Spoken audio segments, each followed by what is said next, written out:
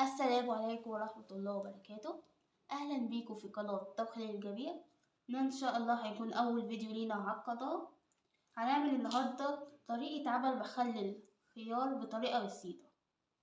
لكل اللي بيحب المخلل هيكون حلو أوي لو اتبعت الوصفة ديت، عشان هتكون بسيطة وسهلة، وكمان ممكن تاكلها في نفس اليوم بسبب المية المغلية. احنا بنحاول نشجع كل البنانيت الصغيرين انه من ورا الكاميرا ان هما يتعلموا الطبيخ من سن صغير، ويكون طريقة سهلة وبسيطة. بسم الله الرحمن الرحيم. هنبدأ.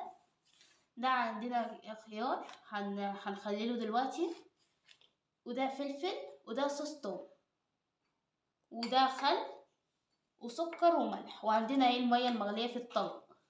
ماشي. اول حاجة بسم الله الرحمن الرحيم، احنا بنجيب بصوا الخيار كده بيكون رفيع مش بنقطعه، بنحطه كده بحاله. بسم الله الرحمن الرحيم.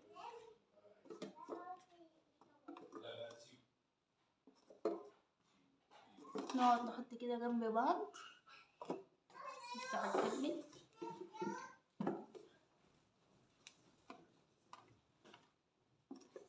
واحنا بنحطه كده بقى بنحط الثوم والفلفل. ايه لازمة الفلفل ده لما بنحطه؟ علشان يدي ريحة حلوة للمخلل.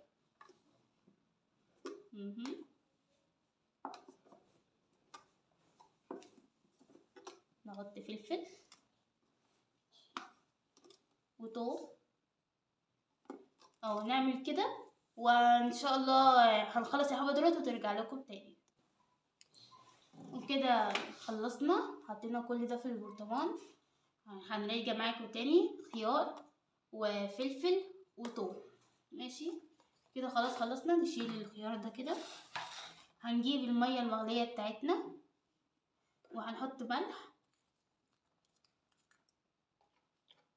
ندوب الملح كله في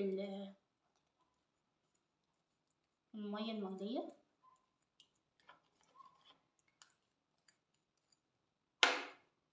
وسكر،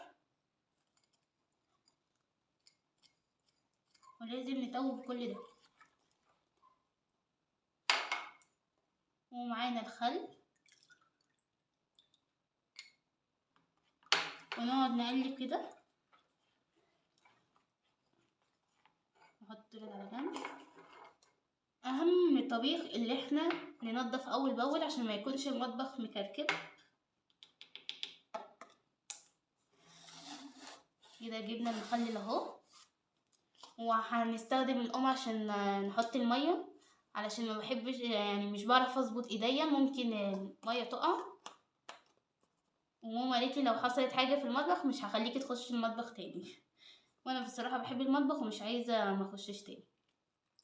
لا وانا وقعت الصراحه، مش مشكله. اوبس. بسم الله الرحمن الرحيم.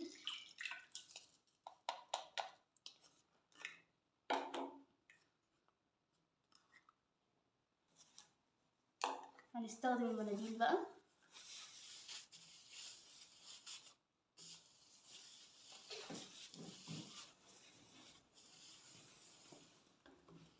وكده يكون عملنا معاه مخلل حلو، وطريقة بسيطة جدا، وتسيبيه شوية وهتاكليه في نفس اليوم.